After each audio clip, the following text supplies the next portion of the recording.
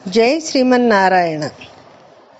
ఇంకా ఏం అడుగుతున్నారు? ఈ చెట్లని పుట్టలని అడుగుతూ ఉన్నారు కదా. ఇప్పుడు ఇంకా ఏం అడుగుతున్నారో చూడండి. నేను చక్కటి పద్యం పోతన గారు రాశారు. నల్లనివాడు పద్మనయనంబులవాడు కృపారసంబుపై చల్లెడివాడు మౌళి పరిసర్పిత పింఛమువాడు నవ్వు రాజిల్లెడి మోమువాడొకడు చెల్వెల మానధనంబు తెచ్చెనో మల్లి ఎలార మీ పొదల మాటున లేడు కదమ్మ చెప్పరే మీ పొదల మాటున లేడు గదమ్మ చెప్పరే. పోతన గారు రాసిన ఈ పద్యం అందరికీ అనమాట చాలా ప్రఖ్యాతమైంది. నల్లనివాడు పద్మనయనమ్ములవాడు అంటారు అనమాట. ఎవరైనా కొంచెం బాగున్న వాళ్ళని చూస్తే, అట్లా కొంచెం సామంతసేగా ఉన్న వాళ్ళని చూస్తే ఈ పద్యం నల్లనివాడు పద్మనయనమ్ములవాడు అంటూ ఉంటారు.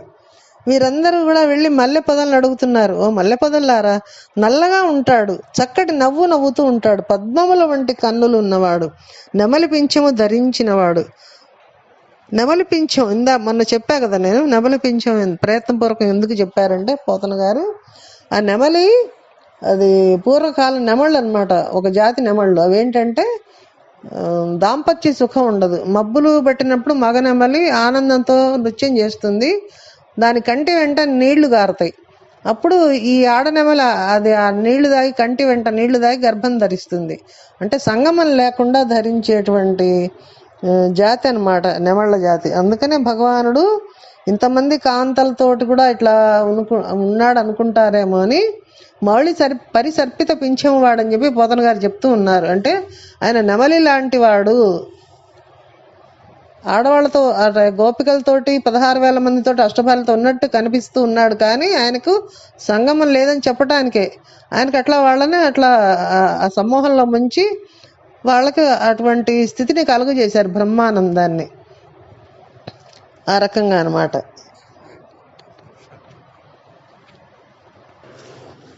వ్యాస భగవాన్ శ్రీ సుఖమహర్షి ఇలా చెప్తూ ఉంటే ఈయన పరీక్షితుకి కొంచెం మళ్ళీ శాంతం, ఆయనకు అనుమానం తీరలే. మహర్షి మీరు ఎంత చెప్పినా కూడా నాకు అర్థం కావడం లేదు, ఇలా పరకాంతలతో కలిసి కృష్ణుడు ఎలా ఆడాడు అని పరీక్షితు పలుమార్లు సుఖమహర్షిని అడిగారట. అప్పుడు శుకుడు ఏమంటున్నారు, నేను నీకు మాట చెప్తాను, ఈశ్వరుడి లీల లోపల ఉండే జ్ఞానాన్ని నీవు అందుకోలేని స్థితి అయితే నీవు ఒక విషయాన్ని గుర్తుపెట్టుకో. అగ్నిహోత్రాన్ని తీసుకెళ్లి శవం మీద పెట్టినైతే అది శవాన్ని కాల్చేస్తుంది. శవమును కాల్చిన అగ్నిహోత్రం మళ్ళీ వెళ్ళి తలస్నానం చేయటం, శుద్ధి అవ్వటం ఉంటుందా? ఉండదు కదా. శవాన్ని కాల్చిన అగ్నిహోత్రానికి అపవిత్రత లేదు. అగ్నిహోత్రం మనకు వంట చేసి పెడుతూ ఉంటుంది, అందువల్ల అగ్నిహోత్రానికి పుణ్యం కూడా లేదు. యజ్ఞంలో కూడా అగ్నిహోత్రం ఉంటుంది. మీరు స్వాహ అంటూ ఈ హవిస్సుని దేవతలకు ఇస్తే అగ్ని తీసుకెళ్ళి ఇస్తూ ఉంటారు. కానీ ఇందువల్ల అగ్నిహోత్రానికి అన్న గొప్పతనం వచ్చిందా అంటే ఏమి రాలే. అంటే ఆ సహజంగానే అగ్నిహోత్రం అనేది పవిత్రమైనది. శవాన్ని కాల్చిన అగ్నిహోత్రానికి అపవిత్రత లేదు, యజ్ఞమునందు కొత్తగా వచ్చిన అపవిత్రత లేదు. కాబట్టి ఏ పనులు చేసిన అగ్ని మాత్రం అగ్నిగానే నిలబడుతుంది. ఈ వస్తువులతో సంపర్కం అగ్నికి లేదు కదా. అలాగే కృష్ణుడు కూడా నువ్వు ఎలా భావించగలిగితే నీకు రాసలీలా ఏమి ఇబ్బంది అని అడిగారట. ఆ స్థాయిలో ఆలోచించాలి. కృష్ణుడు అంటే అగ్నిహోత్రం. మనం చూసాం కదా నిన్న, ఆయన బకాసురుణ్ణి చంపినప్పుడు, మింగినప్పుడు ఆయన అగ్నిహోత్రమై దాన్ని కాల్చి పడేసాడు అనమాట. గొంతంతా మండుతూ ఉంటే ఎందు ఇట్లా మండుతోంది, వెళ్ళినప్పుడు బాగానే ఉన్నాడే, నా గొంతంతా అగ్నిహోత్రం లాగుంది అనుకుంటుంది కదా. కాబట్టి ఆయన అగ్ని జ్యోతి స్వరూపం కదా, పరమాత్మ జ్యోతి స్వరూపం అంటాం కదా. కాబట్టి ఆయన అగ్నిహోత్రం. ఎవరిని అలా ఉద్ధరించాలనుకుంటాడు అలా ఉద్ధరిస్తాడు. ఈశ్వరునికి ఏ సంపర్కం లేదు, ఎవరితో కూడా ఆయనకి సంపర్కం లేదు. ఆయన అంటాడు నా వాళ్ళు ఎవరో నాకే తెలియదని. ఆయనకు తన మన పర అని ఏమి ఉండదు అది భగవంతుడికి. అందుకే నెమలిక పెట్టుకున్నాడు, అగ్నిహోత్రమై ఉన్నాడు.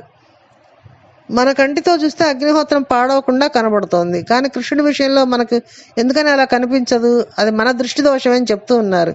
కాబట్టి అది కృష్ణుడి దోషం కాదు. అలా విను నీవు పరీక్షితు, అప్పుడు రాసలీల నిన్ను ఉద్ధరిస్తుందని చెప్పారు. కాబట్టి ఈ రాసలీల ఇంత పరమపావన ఘట్టము. రాసలీల పూర్తి అయిన పిమ్మట కృష్ణ పరమాత్మ మళ్ళీ బృందావనాన్ని చేరుకుంటారనమాట. ఇక్కడతో రాసలీల ఘట్టం పూర్తి అయిపోయింది. ఇక్కడ అక్రూరుడు బృందావనానికి ఏతించుట అనమాట. ఇప్పుడు అక్రూరుడు వస్తాడు కృష్ణుని తీసుకెళ్ళటానికి. అక్కడ మధురలో ఏం జరుగుతోంది, ఈ కంసుడికి ఆందోళన ఎక్కువైపోతుంది. ఎంతమంది రాక్షసుల్ని పంపించినా వీళ్ళందరూ వెళ్ళి వీళ్ళందరినీ చంపుతూ ఉన్నాడు, అక్కడ నా గతే ఏమిటని చెప్పేసి ఆయన రోజు భయపడుతూ ఉన్నాడు. ఈలోగా కంసుడు కూడా ఇక మరణించాల్సిన సమయం వచ్చేసిందని నారద మహర్షి వచ్చాడు అన్నమాట. తెలుసుకొని వచ్చి ఒక మాట చెబుతూ ఉన్నాడు, కంస, ఇన్నాళ్ల నుండి నిన్ను చంపేవాడు ఎక్కడ ఉన్నాడని కదా నువ్వు చూస్తూ ఉన్నావు. నేను చెప్తున్నాను, నిన్ను చంపేవాడు వసుదేవుని కడుపునే పుట్టాడు. ఈ వసుదేవుడు ఆ రోజు కారాగారం తలుపులు తెరుచుకొని కృష్ణుని యమునా నది దాటించి నందవ్రజంలో నందుని దగ్గర పడుకోబెట్టాడు. ఇతని కొడుకే ఆ కృష్ణుడు, నిన్ను చంపేవాడు అష్టమ గర్భంలో పుట్టాడు అని చెప్పాడు నారద మహర్షి. చెప్పంగానే ముందు వసుదేవుని చంపేస్తానన్నాడు కంసుడు. అప్పుడు నారద మహర్షి ఏమంటూ ఉన్నారంటే, ఇప్పుడు నువ్వు వసుదేవుని చంపేస్తే నీ మృత్యువు పోతుందా? పోదు. ఎందుకంటే నువ్వు దేవకి వసుదేవుని ఎందుకు చంపుతావు, నువ్వు చంపొద్దు అన్నాడు అనమాట. అప్పుడు దేవకి వసుదేవుని కంసుడు తెచ్చి చెరసాలలో వేశాడు. తర్వాత బంధించాక నారద మహర్షి ఒక మాట చెప్తూ ఉన్నారు, నీవు బంధువులు అందరి చోట ఎందుకు ద్వేషింపబడుతున్నావో అని అతను జన్మ రహస్యం చెప్పారు. ఒక జన్మ రహస్యం చెప్పారు అన్నమాట. అదంతా ఇప్పుడు మనకి ఇక్కడ అక్కర్లేదులేండి. సరే, కంసుడు తన జన్మ రహస్యం తెలుసుకున్నాడు. తెలుసుకొని కృష్ణుడిని పిలిపించాలని అనుకున్నాడు అన్నమాట. కృష్ణుడిని పిలిపించి చంపాలని ఒక ఆలోచన చేశాడు. ఇంకా నారద మహర్షి చెప్పిన జన్మరహస్యం విని తన బంధువులందరూ కూడా తన శత్రువులే అని తన కారాగారంలో పడేశాడు. వాళ్ళందరినీ తీసుకొచ్చి, వీళ్ళందరూ నన్ను చంపేవాళ్ళే, వీళ్ళని చంపేస్తాను అనుకున్నాడు. అనుకొని అక్రూరుడిని పిలిచాడనమాట. ఈ అక్రూరుడు మహాత్ముడు అనమాట. ఈయన కృష్ణుడు అంటే చిన్నప్పటి నుంచి భక్తి చూడకపోయినా కూడా. అందుకని అక్రూర, కృష్ణుడు నన్ను చంపాలని అనుకుంటూ ఉన్నాడు, అందుకని వెంటనే బయలుదేరి బృందావనానికి వెళ్ళు, కృష్ణుని తీసుకొని రా, మీ మేనమామ అయిన కంసుడు ధనుర్యాగం చేస్తున్నాడని చెప్పు. ఆ ధనుర్యాగం చూడడానికి నీవు బయలుదేరిరా అని చెప్పేసి ఆహ్వానించి తీసుకురా.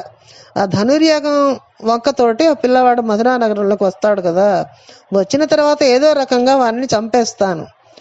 ఎలా చంపుతానంటే, మన దగ్గర కువలయ పీడము, ఏంటది కువలయ పీడం అనే ఏనుగు ఉంది, ఆ ఏనుగుతో తొక్కించేస్తాను. అది చాలా మదం ఎక్కిన ఏనుగు అనమాట. ఇంకా ఇద్దరు మల్లులు ఉన్నారు. ఎవరు వాళ్ళు? చాణూరుడు, ముష్టికుడు అనే ఇద్దరు మల్లులు ఉన్నారు, భయంకరమైన మల్లులు. వాళ్ళతో మల్ల యుద్ధం పెట్టి చంపించేస్తాను. ఒకవేళ వాళ్ళందరూ చేయలేకపోతే నేనే చంపేస్తాను. కాబట్టి నాకేం దిగులు లేదు.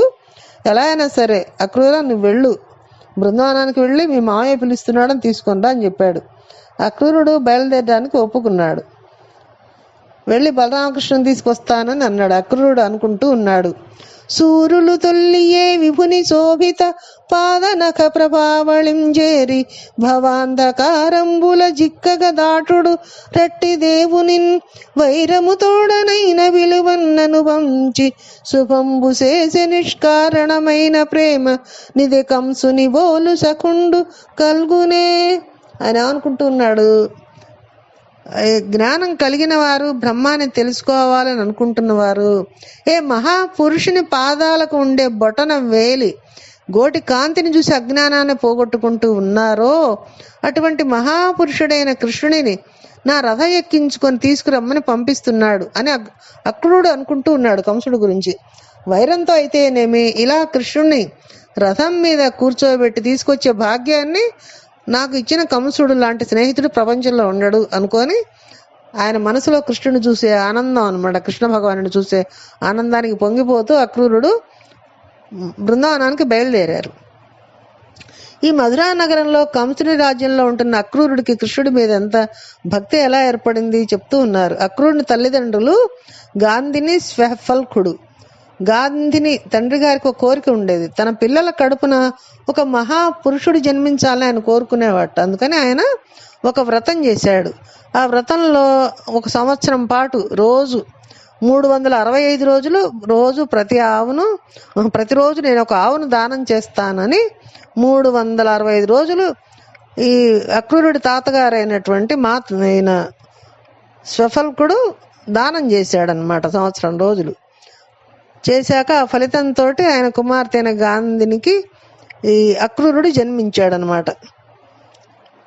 ఈ అక్రూరుడు జన్మత విశేషంగా కృష్ణ భక్తి కలిగిన వాడు. ముందు తరం కాక ఆ ముందు తరం వాళ్ళు చేసిన గోదాన ఫలితం నుండి ఇటువంటి మహాపురుషుడు పుట్టాడని చెప్తూ ఉన్నారు. అక్రూరుని వంటి మహాపురుషుని వలన ఆ వంశం తరిస్తోంది. పుట్టుక చేత ఇంత భక్తి గతంలో చేసిన పుణ్యం వలన వచ్చింది. కాబట్టి ప్రయత్నపూర్వకంగా ప్రతి మనిషి కూడా పుణ్యాన్ని చేసి తీరాలి. అలా చేస్తేనే మన వంశాన్ని ఉద్ధరించగలిగే పిల్లలు మనకు జన్మిస్తారని చెప్తూ ఉన్నారు వంశంలో అనమాట. అందుకని మనకు అక్రూరుని జీవితం ఇది తెలియజేస్తూ ఉంది. ఈ అక్రూరుడు సంతోషంతో బలరామకృష్ణుని తీసుకురావడానికి బృందావనం బయలుదేరి వెడుతూ ఉన్నారు.